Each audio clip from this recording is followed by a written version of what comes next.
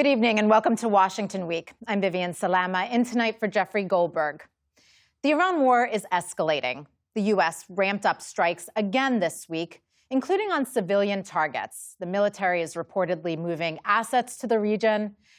The Iran-backed Houthis are now striking oil tankers, and President Trump says he's close to making a decision about a massive attack.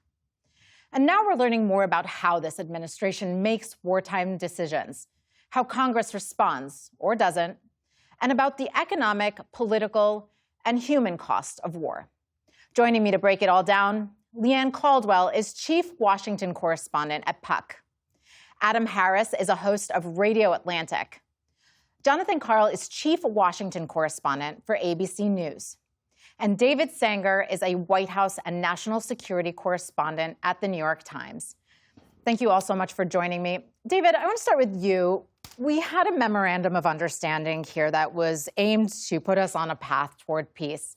That appears to be on the brink of collapse. Exactly what is the strategy here going forward? What is the White House trying to achieve?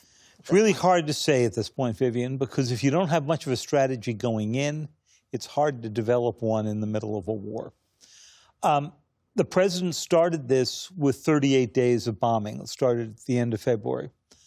And that clearly did not achieve his political goals, which, just to remind everybody from the night that the war started, were end the nuclear program, end the missile program, weaken the government so much that the people of Iran could rise up and overthrow it. In fact, he asked them to stay in their homes, wait for the bombing to be over and all that.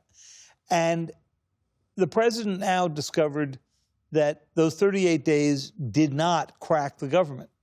So he declared a ceasefire. They then went to get to this memorandum of understanding that was so hastily put together that it left all kinds of vague issues. The Iranians immediately interpreted it as giving them sovereignty over the strait. And now the president is sort of back to where he was on February 28th, trying to make the argument that bombing them more, including hitting civilian targets, including some that people are concerned could be war crimes, will somehow crack this regime. And we're not sure there's any evidence that the two are directly related. All the while sending economic shockwaves around the world. John, the president has made clear that he's been frustrated about the pace of this war, especially. You speak to him often. What are his biggest grievances at this point? Look, he's gone back and forth in his rhetoric, obviously, between sounding like a permanent peace is at hand to sounding like he's going to annihilate all of Iranian civilization, as he has said.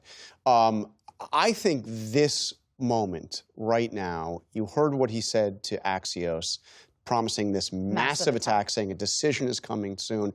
This does not sound the same. This does not sound like some of the bravado we saw in the past. First of all, they've clearly been moving additional military assets into the region. They are clearly prepared for a major attack. And what I'm hearing from senior White House officials is, yes, take very seriously what he said to Axios. Take very seriously what he said. He is looking at possibly ordering a level of attack similar to what we saw at the very beginning of Operation Epic Fury, maybe even more so. What I can't figure out at this point is what the objective is.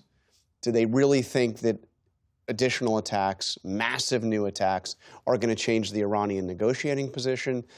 Do they think it's going to permanently open up the Strait of Hormuz? What are they trying to achieve? I can't figure that out right now. What they've achieved so far is effectively regime change in Iran, where you have a more hardened Iranian leadership with the IRGC, the military forces firmly in charge, and those political figures, the ones J.D. Vance and Witkoff and Jared Kushner have been negotiating with, marginalized. And what do you make of the fact that he's been so public sometimes about the targets that he's going to go after in this war? I mean, you know, sometimes you think with Trump it is bluster. He's putting them out there, warning.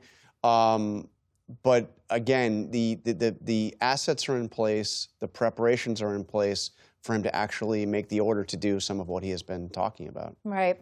And obviously the costs were on full display this week at Dover Air Force Base in Delaware. On Wednesday, President Trump witnessed the return of the bodies of 4 service members killed in action: Lieutenant Tyler Feehan, Sergeant Angel Rampersad, Sergeant Michael Swinton, and Private Isabella Gonzalez. And so, Adam, there are also invisible costs to wars. What are some of the invisible costs in your estimate that a lot of viewers might not realize but could catch up with them later on?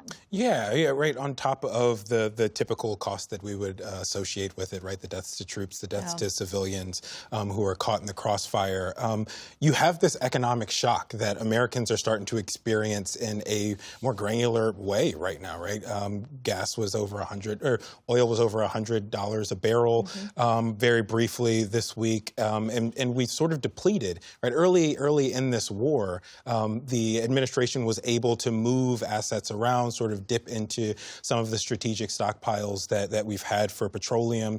But our strategic petroleum reserves are at the lowest that they've been since 1983 at this point, right? They have fewer levers to pull on in order to make sure that the costs don't get shifted over to consumers. And so the gas prices that we're seeing high right now are likely to continue on for a significant period. And on top of that, it's not just the gas, right? It's the diesel, the things that you're using for trucks and things to move the products that will increase the expenses for daily household products, right? And that's something that Americans will start to see more over frequently time in their daily purchases. Right. And then, of course, there's also the literal cost of this war. The Pentagon this week said an estimated $37.5 billion so far has been spent on this war. And as those costs grow, frustration is growing, especially on the Hill.